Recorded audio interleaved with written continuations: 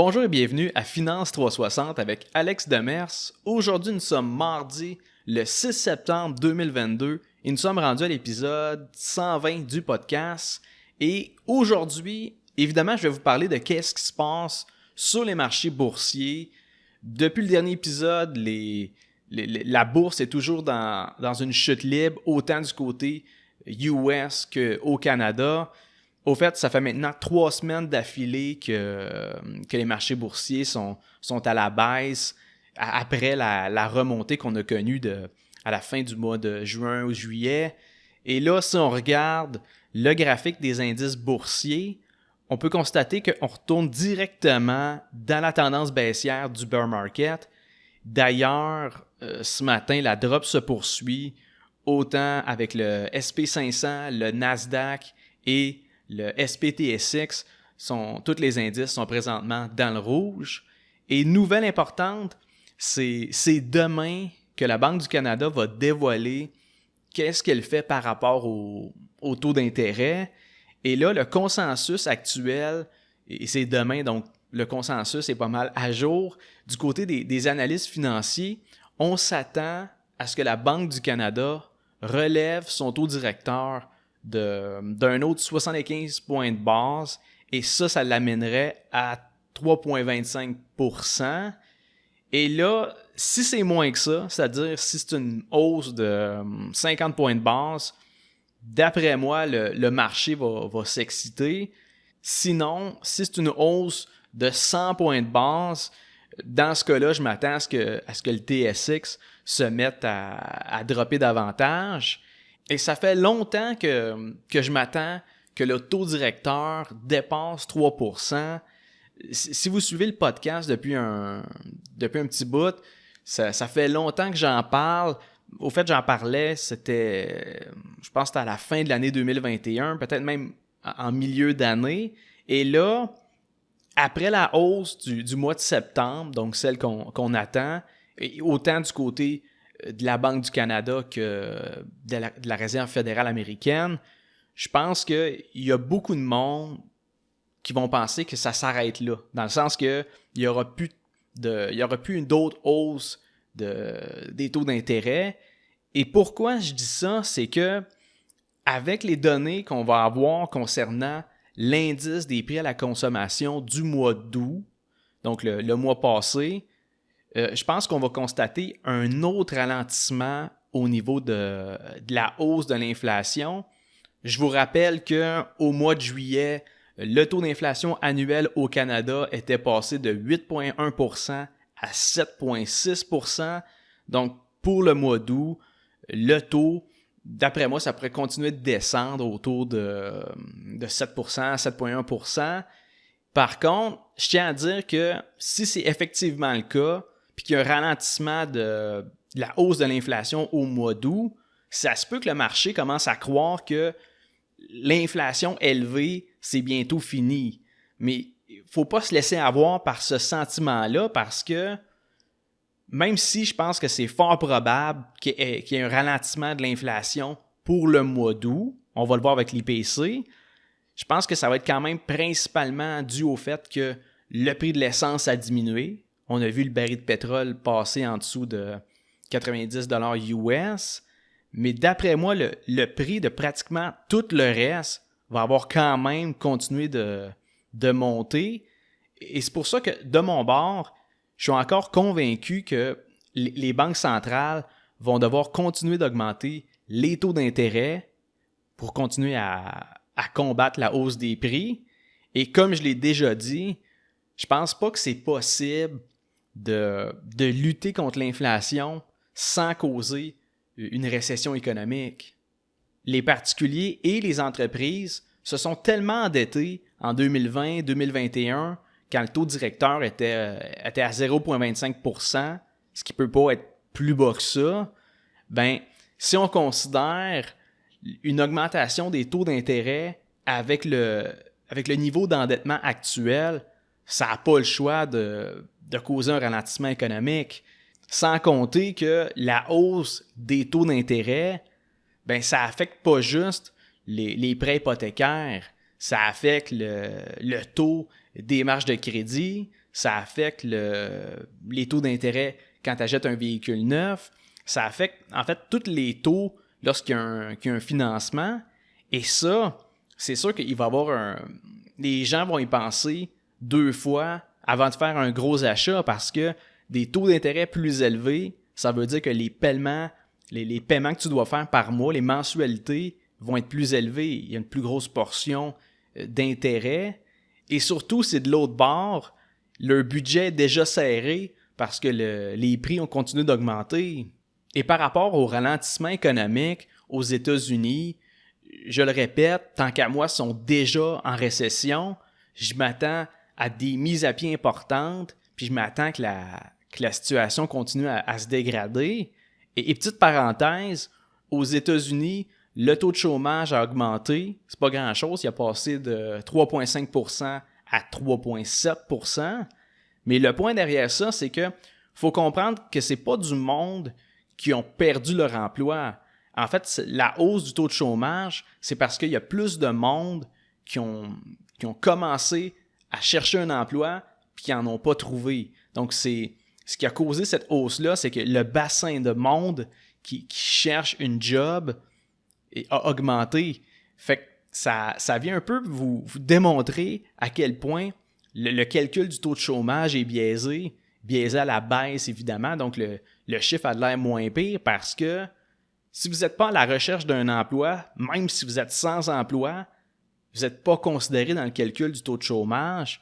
Donc, présentement, avec les données qu'on voit, il y a plein de monde qui veulent retourner sur le marché du travail, mais qui ne trouvent pas de job. Et ça, c'est bizarre parce que si on regarde au niveau de la création d'emplois, on compare, là, il y a tellement d'offres d'emploi qu'en fait, ça revient à 2 postes ouverts par personne au chômage. Donc, ça démontre clairement que présentement, il y a du monde qui cherche une job, mais qu'ils n'ont soit pas les qualifications pour obtenir le poste ou le salaire offert ne répond pas à leurs besoins de base. Donc, pour moi, c'est pas synonyme d'un marché du travail en santé. Et ça démontre encore une fois, comme je vous dis, la façon de calculer le taux de chômage est vraiment pas représentatif de la réalité. Et ça démontre aussi que il faut pas considérer le fameux plein emploi comme un indicateur que l'économie va bien. Bref, mon questionnement, moi, c'est plus par rapport à la politique monétaire de la Fed, c'est-à-dire que lorsque le gouvernement puis la Réserve fédérale n'auront pas le choix d'accepter que les États-Unis sont officiellement en récession, qu'est-ce que la Fed va décider de faire suite à ça? Est-ce que Jérôme Powell va vraiment continuer de lutter, de combattre l'inflation, même si le taux de chômage monte en flèche, puis qu'il y a des mises à pied, puis que la situation pour les Américains est précaire? Est-ce que vraiment il va continuer d'augmenter les taux d'intérêt puis mettre une politique restrictive dans ce contexte-là? Je suis pas convaincu. Si jamais en 2023, la récession s'empire, et là je dis récession parce que pour moi ils sont en récession, d'après moi, c'est là que la Fed pourrait faire un pivot. Et comme je l'ai déjà dit, un pivot, c'est de dire que présentement, il augmente les taux d'intérêt, diminue l'achat d'actifs. S'ils font un pivot, c'est qu'ils vont commencer à redescendre les taux d'intérêt, puis à printer du cash pour en fait recommencer à repartir l'économie. Et si ça, c'est le cas, ben préparez-vous à voir des taux d'inflation qui recommencent à monter et on va atteindre des niveaux records. Sinon, je vais quand même vous parler un peu de mon portefeuille à long terme. Et après avoir passé au travers de pratiquement 80% de mon encaisse au cours du mois de mai-juin, avec le bear market qui était quand même assez important à ce moment-là, ben moi, je ne ferai pas d'autres achats pour mon portefeuille à long terme tant que le SP500 ne retournera pas autour de 3700 points. Pour l'indice Nasdaq, mon prochain target serait autour de 10 800 points. Et à ces niveaux-là, je pense que je vais être en mesure de trouver des actions américaines qui vont être sous-évaluées. Et là, je vais pouvoir recommencer à faire des gros achats. Et pour ceux qui s'intéressent davantage au marché canadien, dans ce cas-là, j'attendrais que l'indice SPTSX Composite, lui, continue de descendre dans les environs de 18 000 points. Et rendu dans ces eaux-là, il devrait avoir des actions canadiennes, par exemple des banques ou des compagnies de télécom qui se retrouvent à des prix, disons, en rabais. Et dans l'épisode d'aujourd'hui, je vais aussi aborder l'aspect trading, donc l'aspect plus spéculatif des transactions effectuées dans une optique à court terme, parce que ça fait une couple de fois qu'on me demande pourquoi j'en parle pas souvent du day trading puis du swing trading dans mon podcast. Et la raison pourquoi c'est rare, en fait, j'en ai deux. Première raison, c'est que le trading, c'est en grosse partie de l'analyse technique. Donc, décortiquer un graphique, observer des tendances, identifier des signaux d'achat, des signaux de vente, et faire ça via un podcast, je trouve pas que c'est la façon optimale de parler d'analyse technique. Et la deuxième chose, c'est que pour moi, parler de trading, surtout de day trading, d'opérations en intra-séance, j'aime moins ça parce que je veux pas donner l'impression au monde que c'est une façon facile de gagner de l'argent, puis que tout le monde peut faire ça du jour au lendemain. Je l'ai déjà dit 100 fois, mais pour faire du day trading, puis que ça soit vraiment intéressant, puis pas de la perte de temps, ben il faut un certain capital, il faut du risk management, il faut des notions, il faut payer pour des outils supplémentaires aussi, que ce soit la profondeur du marché, ce qu'on appelle le niveau 2, que ce soit des outils de screening, des abonnements pour se faire feeder en information. Faire du day trading et aussi un peu du swing trading, c'est sûr que ça nécessite une implication beaucoup plus importante que faire la gestion de son portefeuille pour le long terme. Il faut comprendre que la gestion de portefeuille, ça peut être juste investir dans des fonds indiciels de façon périodique. Ça reste de l'investissement autonome. C'est juste, évidemment, à ce moment-là, c'est simplifié. Le but étant de suivre le marché et non pas de battre la performance du marché. Mais si on retourne du côté trading, ça ne veut pas dire que le trading, c'est purement du gambling non plus. Il y a moyen d'être profitable, il y a moyen de faire ce type de transaction-là, puis de sortir des gains avec une certaine constance. Mais pour le faire, il faut que ça soit méthodique, il faut comprendre la gestion du risque, et il faut aussi comprendre le concept de mise asymétrique. Donc, un bet asymétrique, c'est quand c'est quand tu mises parce que ton potentiel de gain est beaucoup plus élevé que ton potentiel de perte. Et là, pour vous donner un exemple simple, c'est tu risques 100$, mais tu t'exposes à aller chercher 1000$. Dans ce cas-là, on appelle ça une mise asymétrique. Et ça, c'est la base de la base en day trading et en swing trading. Si tu fais pas ça, même si tu es le meilleur au monde pour lire des graphiques puis décortiquer des indicateurs, tu seras jamais constant avec tes profits. Mais je tiens quand même à préciser que il y a une méchante différence entre effectuer des transactions de day trading dans le but de sortir des revenus constants versus faire du day trading pour sortir des gains à chaque mois ou à chaque trimestre, par exemple. Des gains que vous n'aurez pas besoin de sortir de votre compte pour payer des factures ou pour vous donner une paye au final. Dans ce cas-là, le besoin en capital n'est pas le même. L'allocation du capital est beaucoup plus simple aussi.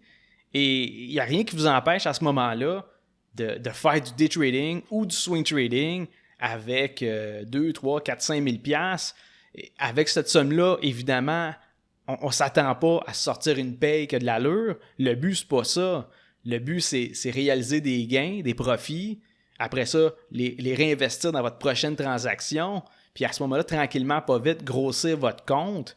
Mais c'est pas avec ça que, vous vous mettez ça à la map. Vous n'allez pas devenir millionnaire avec des transactions de day trading en commençant avec une coupe de 1000, mais ça vient quand même bonifier votre rendement annuel si on regarde ça sur votre portefeuille dans son ensemble. Et pour ceux qui ne peuvent pas passer la journée devant leur écran, c'est là que le swing trading, ça devient intéressant parce que pour ce type de transaction-là, tu peux faire l'analyse des graphiques, tu peux faire ça de soir après la fermeture des marchés, tu peux faire ça le matin avant d'aller travailler, tu peux faire ça potentiellement à ta job avec ton cellulaire, tout ça. Et aussi, le swing trading, il y a moyen de programmer des ordres d'achat et des ordres de vente qui vont s'exécuter sans que tu aies besoin de checker le prix aux 2 minutes. Encore là, avec le swing trading, c'est pas non plus une formule magique. Il y a encore la question de l'analyse technique, la gestion du risque avec ses prises de position, définir son point de sortie, son point d'entrée, puis définir également c'est quoi sa perte maximale, jouer avec son ratio risque-récompense. Tous ces éléments-là restent pertinents, mais ça peut permettre à du monde qui a un job à temps plein de quand même faire des opérations de trading sans devoir, comme je vous dis, passer la journée devant les écrans à checker le niveau 2 puis à prendre des positions ici et là. Ça peut être quelque chose de relativement passif. Et c'est sûr que pour moi, le swing trading, ça reste une belle manière de booster le rendement de son portefeuille, surtout quand on est dans un marché baissier puis que les titres de son portefeuille perdent la valeur. Avec une transaction de swing trading, on peut aller chercher du 10, 15, 20% en 2-3 semaines. C'est quelque chose de réalisable. Et à ce moment-là, comme je vous dis, vous n'avez pas besoin de miser 25 000 non plus. Ça peut être des petites positions de 1 000, 2 000, 5 000 $. Et à ce moment-là, quand même, avec le rendement que vous allez obtenir de façon, comme je vous dis, relativement passive, ça devient un type de transaction intéressant. Tout ça pour dire que même si, dans le cadre du podcast, j'aborde pas beaucoup le day trading et le swing trading, ça reste des transactions qui ont un potentiel intéressant. C'est des choses que je fais au day-to-day. Ce type de transaction-là me permet de sortir des revenus à court terme. J'ai pas juste mon portefeuille à long terme. Traders 360, ça reste ma firme d'investissement dans laquelle je vais effectuer ce type d'opération-là. Donc, c'est sûr qu'en plein bear market, des transactions en intra-séance, des transactions qui s'étendent sur quelques jours, quelques semaines, ça reste vraiment une option intéressante parce que c'est pas du tout dans le même optique que le portefeuille à long terme. Ça reste des comptes distincts. Je ne mélange pas mes actions pour le long terme avec les actions que je vais prendre pour des transactions plus spéculatives. Je vais terminer l'épisode d'aujourd'hui là-dessus et je vous rappelle que c'est demain que la Banque du Canada va annoncer qu'est-ce qu'elle fait par rapport au taux directeur. Donc, on va voir ça va être quoi son augmentation en termes de points de base. Ensuite de ça, ça va être les données de l'IPC du mois d'août qui vont sortir dans les prochains jours. Et le 21 septembre, c'est là qu'on va connaître la décision de la Fed par rapport au taux directeur aux États-Unis. Donc, il y a beaucoup de choses qui vont se passer au courant des prochaines semaines. Je vous remercie de votre écoute et on se revoit mardi prochain pour un autre épisode de Finance 360.